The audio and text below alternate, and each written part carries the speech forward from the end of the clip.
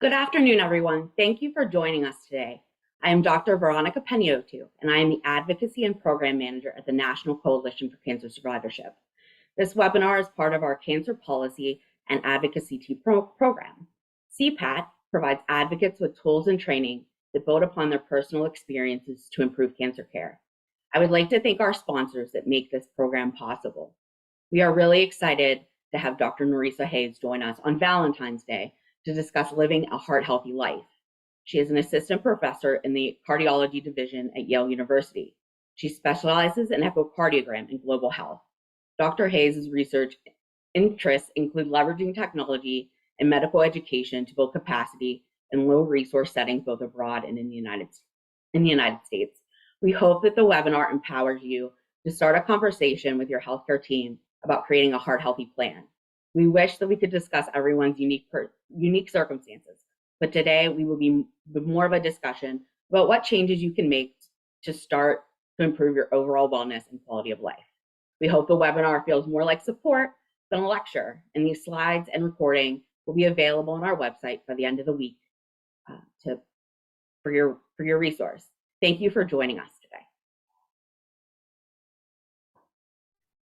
Wonderful. So thank you, Veronica, for that introduction. And thank you, everyone, for joining and having me. So I'm going to now share my screen.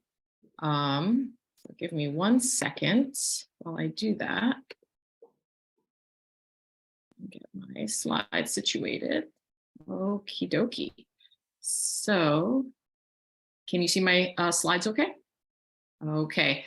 So again, good afternoon, everyone, and happy Valentine's Day. So as mentioned, Norrisa Haynes, and I'm a cardiologist at Yale, and very excited to have this opportunity to speak with you today about how to lead a heart-healthy life.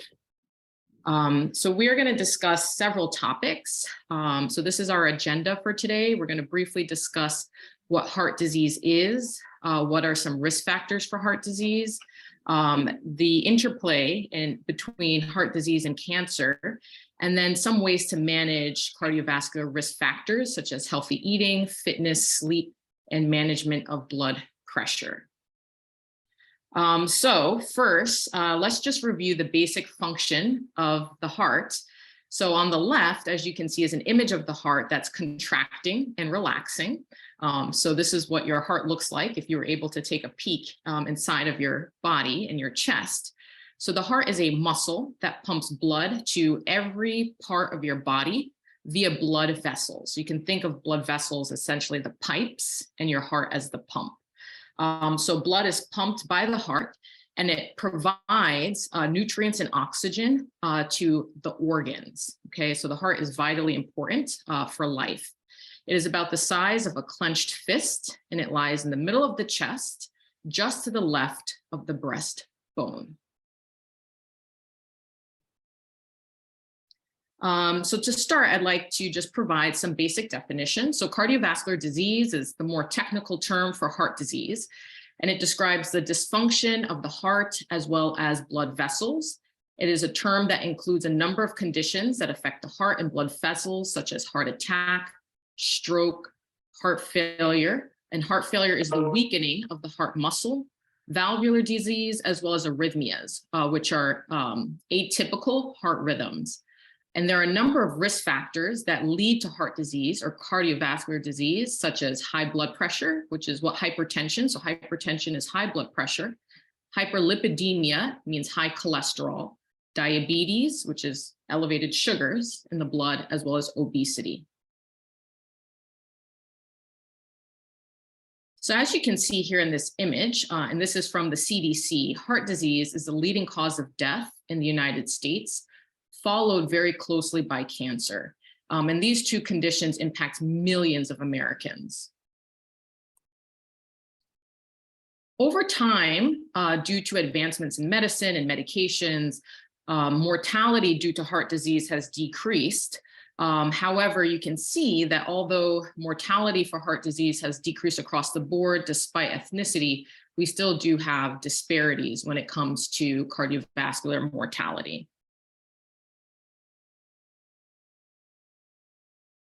As the global population ages, we see that due to improvement in availability of treatments for infectious diseases, communicable disease death has decreased. So that means death due to HIV or malaria, for example, has decreased.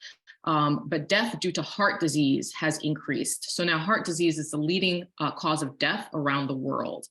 So it is a global issue, not just here in the United States or for Western countries, but for all countries. So let's talk a little bit about heart health and cancer. So there is a field of cardiology, which is known as cardio-oncology, and that field focuses on the detection and monitoring and treatment of heart disease occurring as a consequence of chemotherapy and radiotherapy. And some of these treatments, and just to name some of the most common ones, such as anthracyclines or treatments for breast cancer, for example, or immune checkpoint inhibitors or tyrosine kinase inhibitors. There are many chemotherapy agents that can cause damage to the muscle itself. And the way that cardiologists, or we tend to monitor for cardiotoxicity is through cardiac ultrasound. And what we're looking for is a decrease in function of the heart muscle as a result of some of these chemotherapy agents.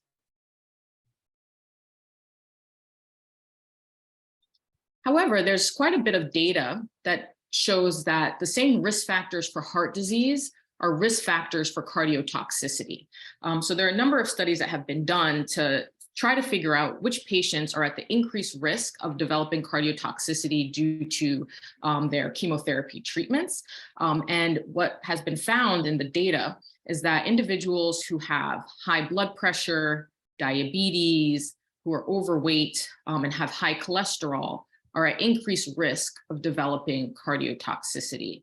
Also, if you already have pre-existing heart disease, such as if you had a heart attack in the past, or if the doctors have already identified that you may have some blockages in the arteries to the heart, or if your heart muscle is already weak before you start receiving treatment, that also portends increased risk of cardiotoxicity while receiving the chemotherapy.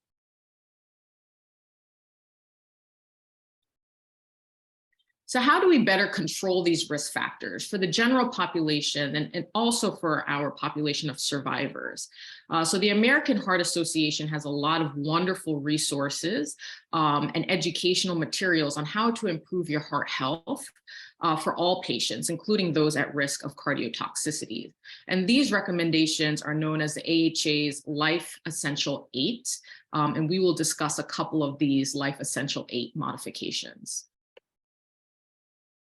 So the 8 modifications include healthy eating, fitness, quitting smoking, sleep, maintaining a good healthy weight, cholesterol management, diabetes management, and high blood pressure management. Before we jump into the Life's Essential 8, I did also just want to comment on stress and the role that stress plays on our health. So chronic stress due to hardship, whether or not that's economic hardship or just stress from daily life, can lead to increased states of inflammation, which is very bad for the heart. It increases catecholamines and hormones such as cortisol, which can negatively impact the heart. So also managing stress is extremely important as well. There are 8 general themes that you want to remember when trying to live a heart-healthy life. So try to eat lots of fruits and vegetables. Some of these things we already know, whole grains, healthy proteins such as legumes, nuts, fish, lean poultry, staying away from processed foods. There's specific oils for cooking that we'll talk about a little bit later that are more heart healthy than others. Again, trying to stay away from processed foods as much as possible and avoiding adding salt or sugar to your food and limiting alcohol intake. So everything in moderation.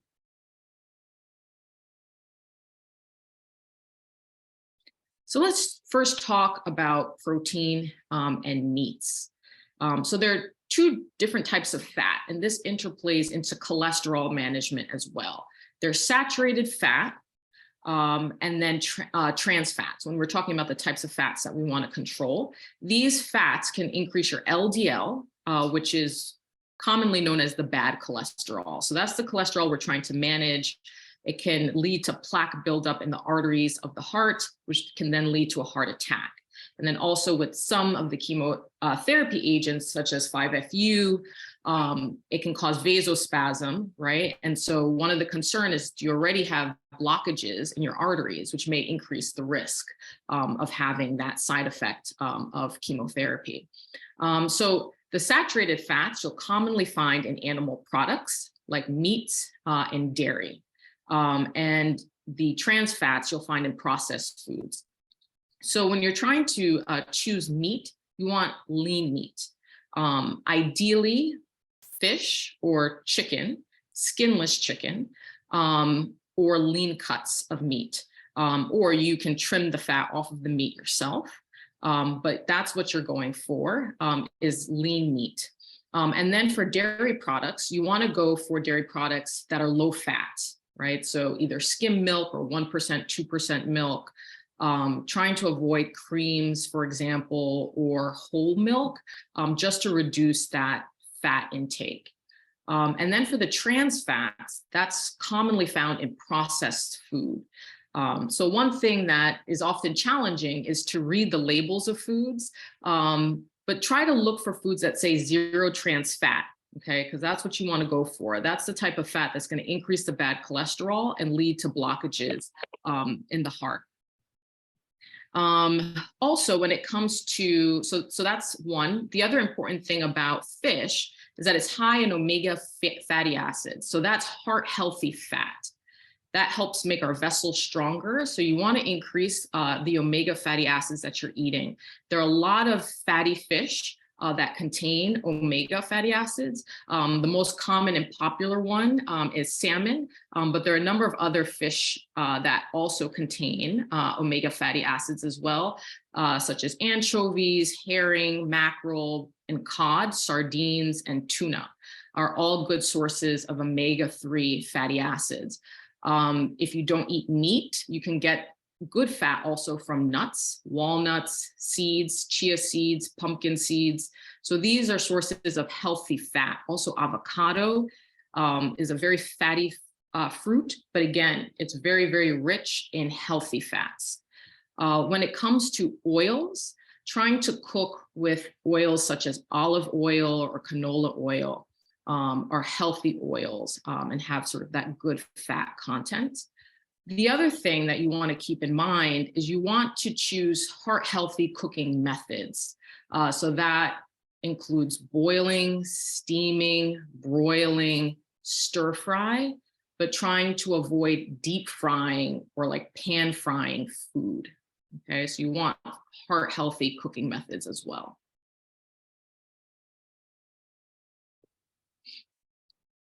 One quick word on fruits and vegetables before we jump to sugar.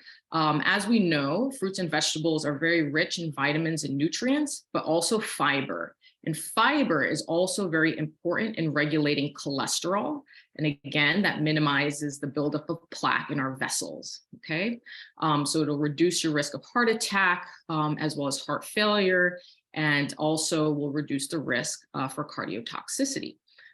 So eating things like oatmeal, legumes, a lot of fruit, leafy green vegetables such as broccoli and cauliflower, very rich in fiber, and again, helps regulate not only cholesterol, but also blood pressure, and can also help manage weight too, because it makes you feel more full.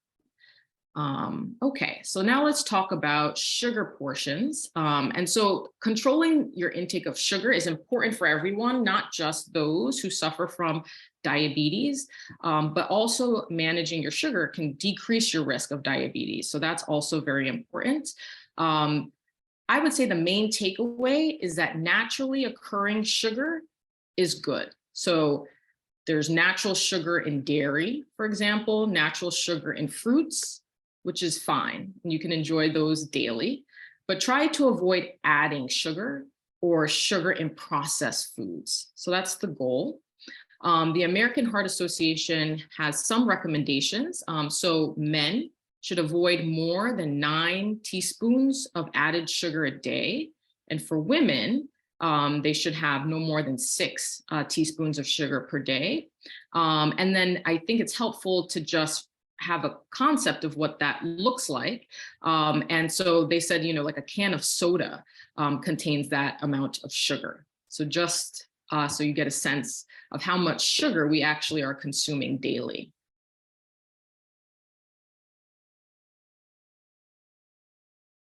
Another important ingredient to try to control as much as possible is salts, because salt contains sodium and chloride, but sodium, eating too much of that increases blood pressure. And high blood pressure has a number of negative effects, which we will get into later. And it was one of the risk factors that also increases the risk for cardiotoxicity. So we want to minimize our intake of salt as much as possible. So the American Heart Association recommends about 1,500 milligrams of salt for most adults. And you can see that the average American adult is consuming around 3,400 milligrams of salt. So more than double the recommended amount. And that's about that teaspoon that you see in that top picture is about how much salt you should be, having daily. And so you can see how difficult that is, because there's salt almost in everything that we eat, especially prepackaged foods, processed foods.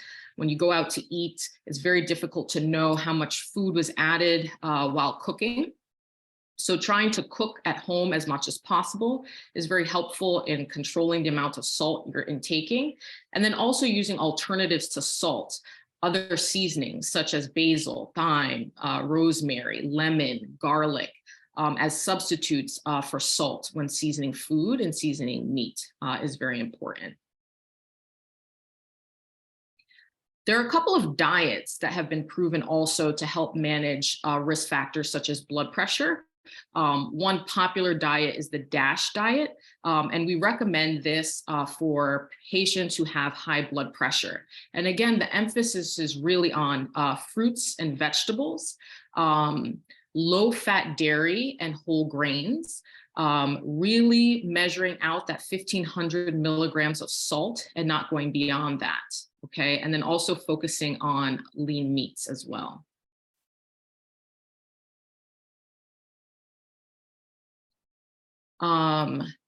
So this again goes into the DASH diet. So I don't want to, I think I already touched on a number of these points, but again, the take home really is to measure the amount of salt intake and trying to limit that to 1,500 milligrams. The other thing that tends to raise our blood pressure that we don't think about is alcohol.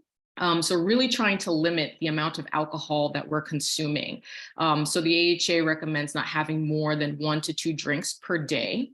And then also additionally, caffeine can also increase blood pressure. So trying to have no more than 2 cups of coffee a day, which is, also very challenging for me. But studies have found that caffeine can also increase blood pressure. So now let's move to physical activity. Physical activity has strong and positive impact on several risk factors, such as blood pressure, sugar control, and body weight, in addition to reducing the risk of heart disease and heart disease mortality. Okay, so the AHA has a couple of recommendations on how much physical activity we should be doing per week. And they recommend about 2 hours and 30 minutes or 150 minutes in total of moderate exercise. So 150 to 300 minutes of moderate exercise per week, or 75 minutes of high intensity exercise. And we'll get into some of those definitions in a bit. So those are sort of the minimum recommendations of physical activity, but the more you do, the better your heart health is, okay? And I know for some people, going to the gym is challenging, so they do provide on the right-hand side some examples of housework you can do. For example, cleaning the house is considered moderate exercise. So if you're cleaning for about 30 minutes, you just completed your moderate exercise task for the day, right? So if you're not a gym person, you don't necessarily have to go to the gym. Going for a nice walk is good moderate exercise, right? Grocery shopping, as long as you're moving, that's the most important thing. Even if you can't quite meet those cutoffs, a lot of data has shown just moving and of trying to avoid being sedentary has huge impacts, positive impact on heart health. So let's go through a couple of definitions. So what does moderate exercise intensity mean? So the literature defines it based on your heart rate. So reaching 50 to 70% of your maximum heart rate. Well, how do you know what your maximum heart rate is? Your maximum heart rate is 220 minus your age. So for example, if you're a 20-year-old, then your maximum heart rate would be 200 beats per minute, right? So 50% of that would be 100 beats per minute. So if you have a Fitbit or a watch, for example, and you're going grocery shopping or you're going for a brisk walk, you can look at your heart rate and see, okay, is this moderate exercise intensity for me, or is this vigorous? And it'll vary depending on the person and your conditioning. So for one person, they may go for a jog, and based on their heart rate, that could be moderate because they're very well conditioned. Or for someone who, is not very well conditioned, a walk might take them to vigorous exercise, again, just depending on their heart rate, okay? But for the average person, the AHA or the CDC provides some guidance on what's moderate intensity activity versus vigorous. So some exercises that fall in the moderate range include brisk walking, if you're going for a leisure bike ride, water aerobics, doubles tennis, and then dancing, and then general gardening. Vigorous activity would be if you're walking up an incline. Okay, so if you're going up a hill, that's exerting more energy, burning more calories, and making your heart work harder. So that's more vigorous exercise. If you're biking more quickly, running or jogging, more intense cardio sports such as tennis, I think basketball or soccer would also fit into this vigorous activity, and then more heavy duty gardening. So if you're digging, if you're hoeing, if you're really doing a lot of significant gardening, that can also be considered vigorous activity. Okay, so there's a diversity of activities that you can engage in that are heart healthy. Sleep is also critically important for heart health. There are a number of studies that have shown that it decreases risk factors, it can help manage blood pressure, and also adverse cardiac events. So it is recommended that everyone get 6 to 8 hours of sleep daily if possible. Sleep deprivation has been shown to decrease metabolism, so making it more difficult to maintain a healthy weight, and also decreases motivation to engage in heart healthy activities, such as the physical activities that we just outlined on the prior slide. Adequate sleep, when they looked at it in studies, had very positive heart health consequences. So it leveled out people's stress hormones, such as that cortisol, catecholamine surge. It actually boosted the immune system, which is critically important. So people were less likely to get sick when they had a good amount of sleep. And also just your mental status and mental health is improved with good sleep. And again, it also boosts metabolism. So you're able to burn calories and fat more efficiently with adequate sleep.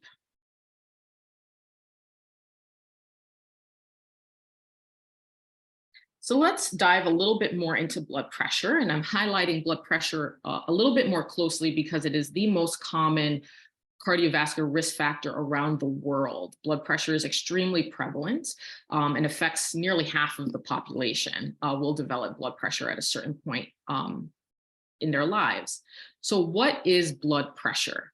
So this picture on the left, I think, describes it very, very well. So essentially, it's the pressure that your blood is exerting on the walls of the vessels, okay? And as you probably know, when you go to the doctor's office, they report blood pressure as two numbers. So you have the top number, which is the systolic blood pressure, and then the bottom number, which is your diastolic blood pressure. Your systolic blood pressure is measuring the pressure being exerted on the walls of your arteries when your heart is pumping, so when it's squeezing. And the diastolic blood pressure is the pressure that's measured when the heart is relaxing. So that's what those two numbers mean, okay?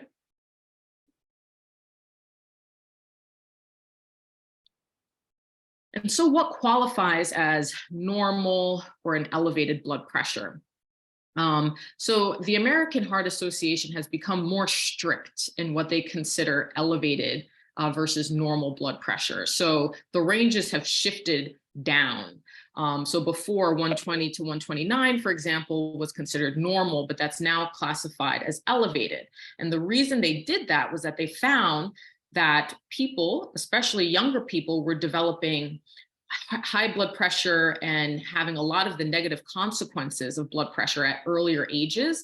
And so their hypothesis was that we are not catching people early enough. By the time they're presenting with these negative consequences of blood pressure, such as stroke and heart attack,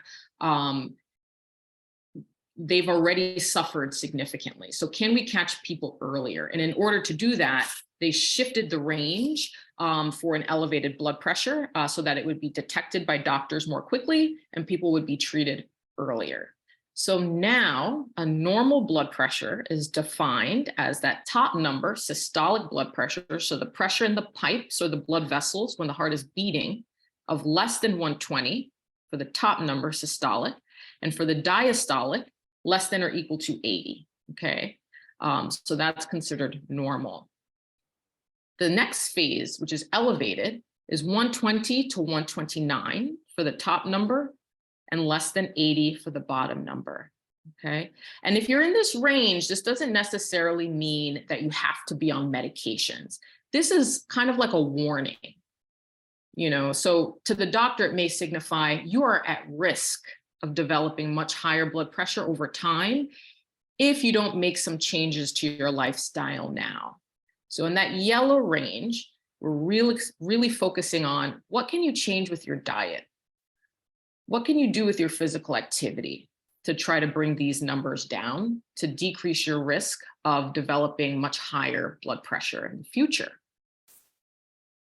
The orange, which is high blood pressure stage 1, that range for the top number of the systolic blood pressure is 130 to 139.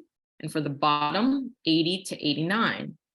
And again, oftentimes in this range, the doctor will try lifestyle modification first. And if that doesn't work, then we'll most likely start blood pressure medications to try to bring it down, okay?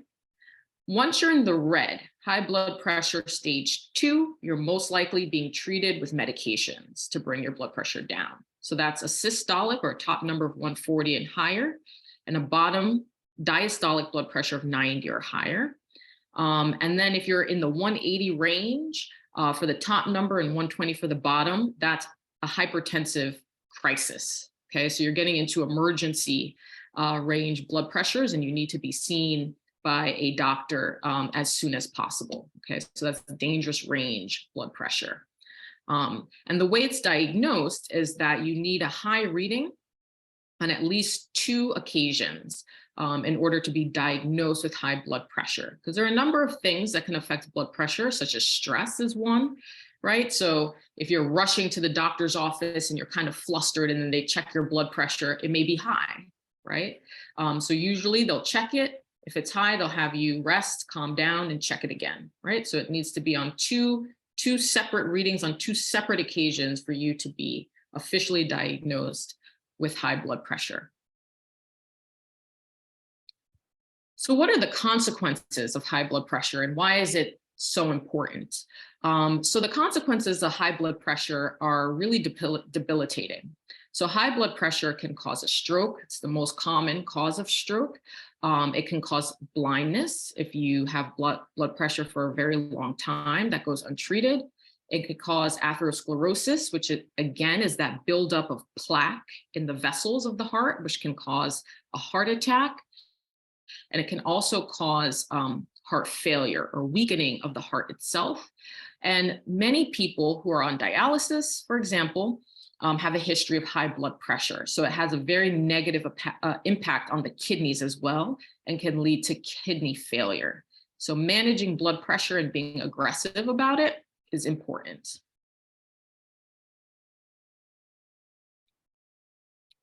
Just a brief word on how to measure blood pressure, because many patients now have blood pressure cuffs at home.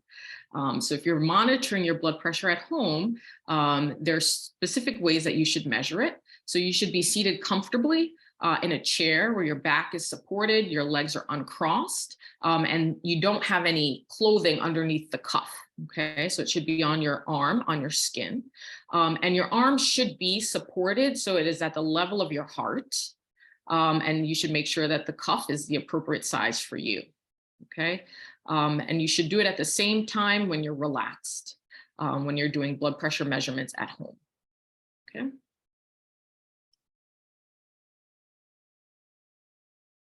So when it comes to blood pressure control, there are a number of interventions that have been proven to be extremely successful.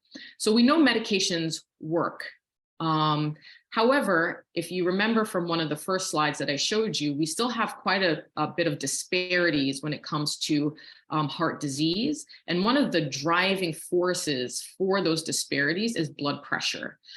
So African Americans, for example, have higher rates of high blood pressure than any other group in the United States.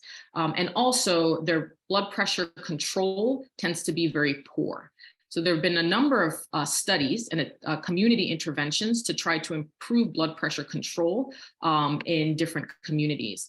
And one such community intervention involved measuring and treating blood pressure in barbershops. And so this was a barber-led health promotion program where there were actually pharmacists that were embedded in the barbershops. And the main goal was to decrease systolic blood pressure, which again is that top number, in the barbershop. So really decentralizing care. So instead of having to come to the hospital, you can just go to your local barber. And again, they were really targeting young African-American men who were in that at-risk elevated blood pressure range. They're young, they're in their 20s, 30s, you know, they're not really going to the doctor. But in the meantime, their blood pressure is rising. They're developing blockages in their vessels that they're not even aware about because oftentimes you're asymptomatic. And so the purpose of the trial was, how can we get these young men and how can we treat their blood pressure before they develop, you know, terrible, terrible heart disease. So this intervention was actually very, very successful. And I will show you that in this table. So they were able in the intervention group, which you can see here, to decrease the systolic blood pressure, that's that top number, by 27 millimeters of mercury. So that's huge. That's a huge reduction in blood pressure just by decentralizing care and going into the community. There was a similar trial, but instead of focusing on barbershops, they focused on churches. And so again, there was a lot of health promotion that happened in the church and in places of worship. And they screened in the churches, they provided education in the churches, and they also had some joint physical activity programs. And they similarly found a significant reduction in blood pressure. It wasn't as large as the one that they found in the barbershop trial, but still significant. So they saw a reduction in blood pressure of around almost 6 millimeters of mercury, which is still a very significant reduction in blood pressure.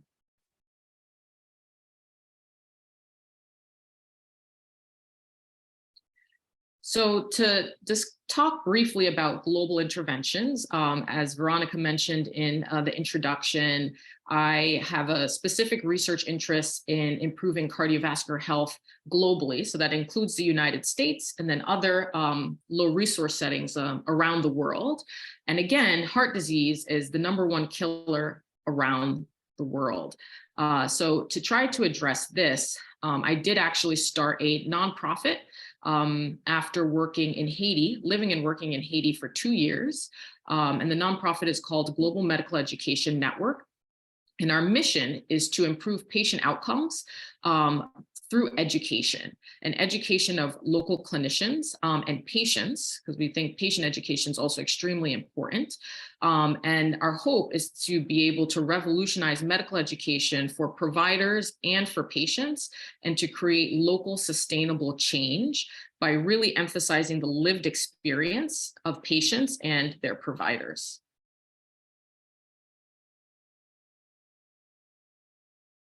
So just as a snapshot of some of the work that we have done, on the top panel on the left, you can see some of my colleagues from Cardiology Fellowship. And on the bottom, you see me there in Haiti with some of the clinicians in Haiti. And so basically what we did was we provided cardiology education and created a cardiovascular curriculum for patients and physicians in Haiti. Because they have only 16 cardiologists for a population of over 12 million people. And just to put that into perspective for you, here at Yale, there are over 150 cardiologists in one hospital, and there are only 16 cardiologists in that entire country. So they were in dire need of education and resources. And that was the focus of our nonprofit. We were able to publish our results in some of the biggest cardiology journals, such as JACC. And what we are trying to do next is focus on cardiac ultrasound. So that's what you can see on the top panel there on the right, is a cardiac ultrasound. And I'm sure, there are many people in the audience that have had one. It's very similar to the ultrasound you have when, you're pregnant, but instead of looking at a baby, we're looking at your heart, and we are assessing the functioning of your heart. And if you can remember, this is the main modality that's used to also assess for cardiotoxicity, is cardiac ultrasound. So part of our hope is that by teaching this skill to clinicians in low resource settings such as Haiti and other countries that are similar to Haiti in terms of their economic profile, not only can we improve heart health, but we can improve the monitoring of cardiotoxicity, which would then allow them to receive some chemotherapy agents to treat breast cancer and colon cancer and all of those things, which are also on a rise around the world as well. So this is the work that we are doing globally, and that we're also very passionate about, and hoping to collaborate very closely with oncologists that do global health work as well. And here's just a picture of the hospital in Haiti, where we have done most of our work in Mirebalais. And so I want to make sure we leave enough time for questions. So thank you very much. That was wonderful. Thank you so much for giving us an overview of how we can improve our lives as cancer survivors, and information about toxicity. And I have some questions. I have a few questions from the chat that actually are good. So it was interesting to me too. What is the difference between pan frying with olive oil and stir frying with avocado oil and other oils? What's the problem with pan frying, and what's the difference? Yeah, that's a really good question. I think, theoretically, if you're stir frying, you're using less oil and you're frying for a shorter period of time. And they also recommend at lower heat, because the more you heat up the oils it sort of creates free radicals that get absorbed into the food that then can have a negative impact on the heart. So you want to minimize the amount of oil that you're using and the amount of time that you're frying it. No, that makes sense, but not the most common common knowledge. I have another question that's a 180 from that question. Yes. And it has to do with the idea of the proven success of and the success of getting on getting on medication for high blood pressure. What's the likelihood of you being able to get off of that blood pressure medication? Is that the ultimate goal? Will it happen? And talking about, that situation and just generally about, some people don't want to add medication. Can the interventions that you talk about really lower blood pressure enough? Yes. And I think it really depends on what range of high blood pressure you're in. So if you're in the elevated versus stage 1, 2, or the hypertensive crisis. So if your blood pressure is very high, so if it's greater than 140, for example, you're gonna be on medications, but it also depends on what some of your other comorbidities are. So for example, if you're overweight and you have high blood pressure, getting to a healthy weight can really reduce your blood pressure quite a bit. So, I've had patients that had high blood pressure and then, they started implementing healthy eating strategies and exercising, and they lost a lot of weight. And then they were able to either decrease the number of blood pressure medications they were on or come off, which is a little bit more rare, but definitely reduce the dosages and the number. And I'll say that is also true for diabetes. I have seen patients who were like on multiple diabetes medications and insulin and all kinds of stuff. And if they've had significant weight reduction, they've actually been able to come off of that. And this kind of goes to this question of, but sometimes our genetics don't really support, make it very difficult for people, that it's not really something that they can control. Can you talk a little bit more about that? Yes. So there's definitely a genetic predisposition that can come into play. And I think it's really an interplay between genes and environment. So it's rarely 100% one versus the other, but it's a combination of things. So what I would say is it's important to pay attention to your family history, which sometimes families don't always like to talk about, conditions that may run in the family, but it's important. So, if you were to come to me, for example, as a cardiologist and say, my mom or my dad had a heart attack in their 40s, I'm thinking, okay, so you probably have a genetic predisposition there because that's very young to have a heart attack or to have heart failure, right? And so what I would say to that person, let's say they're like a 20-year-old or a 30-year-old, is that we need to start being vigilant very early. We need to start screening you for blood pressure and elevated cholesterol earlier than we probably would. And then, of course, we always try lifestyle modifications first and try to manage it conservatively before starting medications. But I think you kind of get plugged into the healthcare system earlier just to monitor, especially if you have such a strong family history. So that nicely goes to my next question, which is, who should be monitoring your heart health? And when is it appropriate to see a cardiologist and when isn't it appropriate to see a cardiologist? So I think we should all monitor our heart health. And so there's some basic things that happen at a primary care doctor's appointment, for example. They always measure your blood pressure. They always measure your weight. I think it's important to be aware of what those numbers are and to track them for yourself. It's very routine to get basic screening labs and asking, even if you're not seeing a cardiologist, but you're seeing your primary care doctor, can you also just check my cholesterol? I'd like to know what that is, right?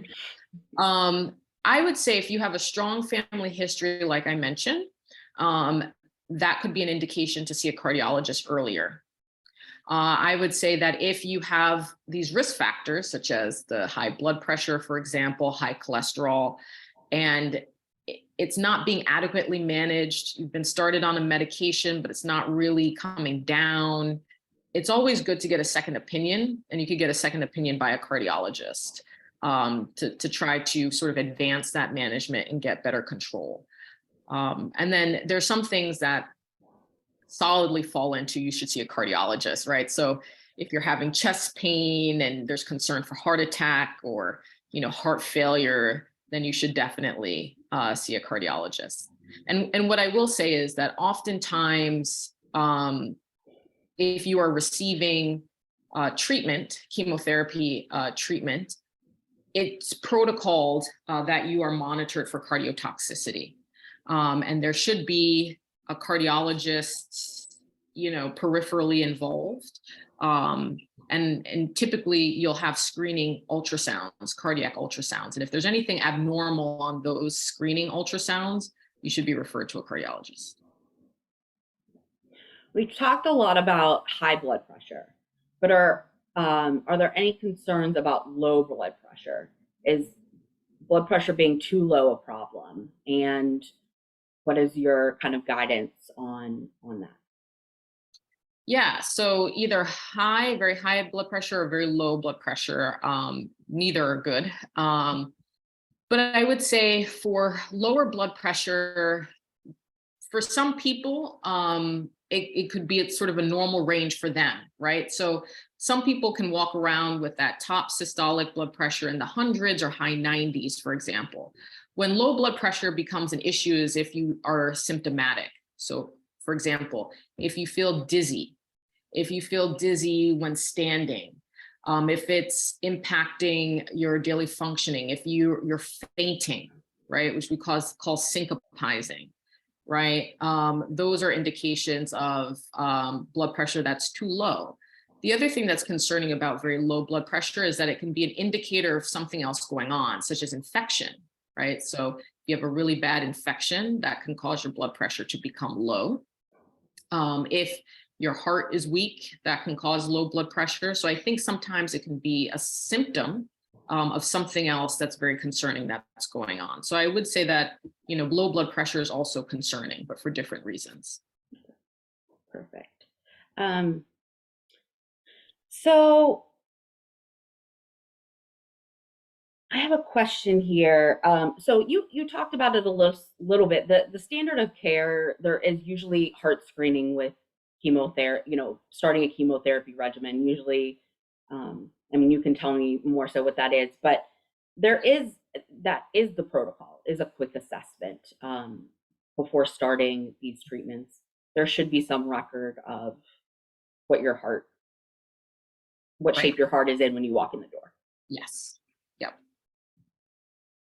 And that'll often take the form of like an EKG. I'm sure many people have gotten the EKG where they put the stickers on your chest. So they'll look at the rhythm of your heart. The ultrasound is pretty standard as well. And depending on the chemotherapy agent, they will repeat those tests periodically. So we talked a lot about chemotherapy, but there's also potential radiation damage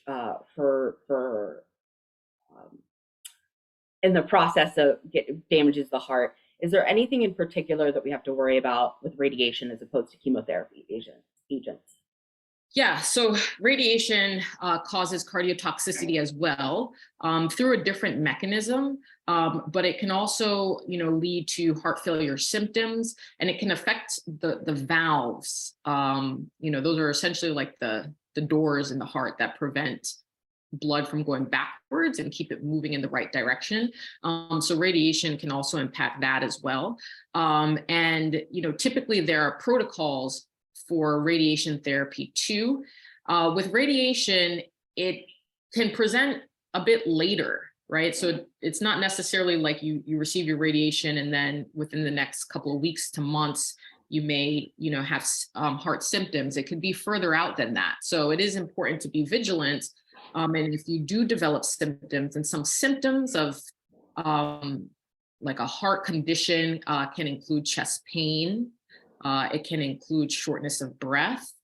It can include new swelling. So if you start noticing that your legs are puffier than usual, right? If you're having trouble breathing, lying back or lying flat, those are all things to definitely communicate to your doctor and can signal that maybe there's something going on with your heart. I know, just as you didn't quite talk about it in your talk, but can you just outline for us what does a heart attack look like, and how is that different from men and women, as what those symptoms can look like? You touched on it a little bit with the emergency. Those are things that are emergent and we should act quickly, but can you just outline that for us? Sure. So again, a heart attack is a blockage in one of the vessels or multiple vessels that supply the heart itself with blood. So you could think of it almost as a clogged pipe. And so the muscle that's distal to that clogged pipe isn't receiving that nutrient, oxygen-rich blood. So then it's in distress. And that distress can feel differently for men and women. So the classic symptoms of a heart attack are chest pressure, right?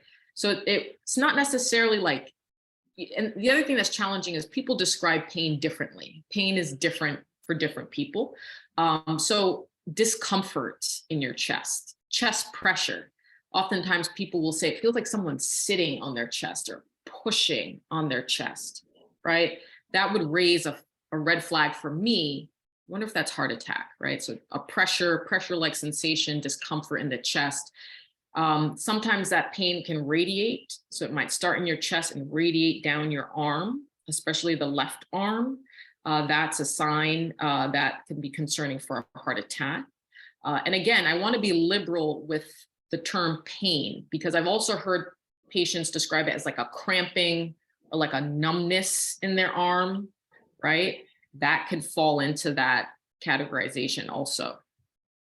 For women, they can feel those classic symptoms too, but some atypical symptoms that are more common in women than men include radiation of that pain to the jaw or the neck, back pain, right? And you wouldn't think back pain would necessarily be a heart attack, but sometimes it is. And then also indigestion. So that's a tricky one, because there are many reasons we can have indigestion, but for some people, a heart attack can literally just feel like heartburn or indigestion. Thank you for that.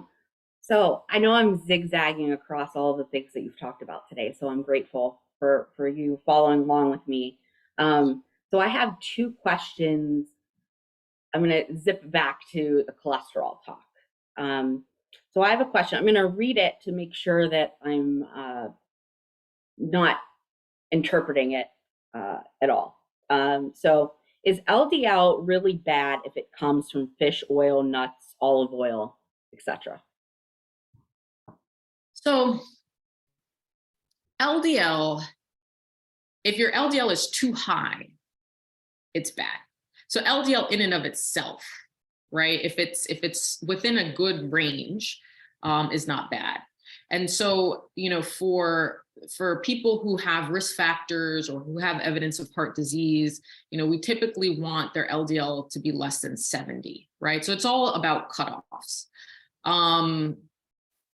The nuts, the fish, right? Those are more rich in omega fatty acids than in LDL, right? So you're getting a lot of good fat and heart protective fat, which makes those meats a better option than processed fat or processed meats or red meats that are very fatty, right? Which will have a higher LDL content.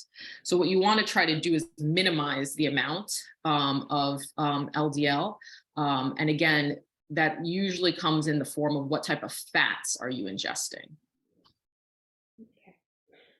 So this also falls in that same line of thought. Is there specific research that shows that high cholesterol increases cardiac disease? Yes. Okay. Yes. And what's the snapshot of what that looks like? Yeah, so high cholesterol correlates very closely with atherosclerosis. So the risk of building up plaque in your vessels and developing a heart attack. So that correlation is quite strong. And not only that, but we can, based on your age, your cholesterol levels, can predict actually what your risk of having a heart attack is over like a 10-year period. So the data is pretty robust. And that's why a lot of people are on statins. So I'm sure a lot of people in the audience have heard of Crestor or Lipitor or statins. And those medications are used to reduce cholesterol levels because of that strong correlation between elevated cholesterol and the risk of heart attack and coronary artery disease. Perfect. And so I'm going to zip back to, I think, one or more, two questions. So these go back, these questions kind of hit the, once someone is deemed to have cardiotoxicity, is there any going back from there? Is it just something that you have and need to be managed, or is it something that is reversible? Yeah, excellent question. I think that there are a number of different types of cardiotoxicity, and we didn't go into all of the specifics of that. But I would say overall, you can be managed with medications back to a normal cardiac function or close to it, right? So let's say that you are receiving chemotherapy and they do the heart ultrasound and there's a weakening of your muscle. There are medications that are cardioprotective that can make your heart stronger, that the cardiologist would put you on to improve the function of your heart over time. So yes, there are things that we can do to strengthen the heart if it does become weakened by chemotherapy. And this will be the last question. And this is kind of, again, I think you've kind of answered this, but I want to phrase it in the way this question is phrased. So someone, a cancer survivor, knows that they've received the drugs that put them at risk. Is there a line between not, being asymptomatic and just waiting? Is the goal to wait until their symptoms, or should there be more of a monitoring by a cardiologist?